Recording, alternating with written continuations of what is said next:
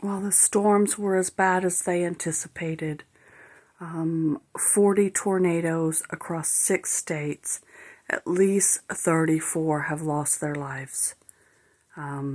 It's pretty bad. I don't know what it's like in your neck of the woods, but here in Western PA, it's still raining pretty hard. Generally, when we have rain and wind, trees fall down, and then we have people crushed by the trees and lose their homes. I'm thinking that's the only way I'll get a new roof, but here's the story.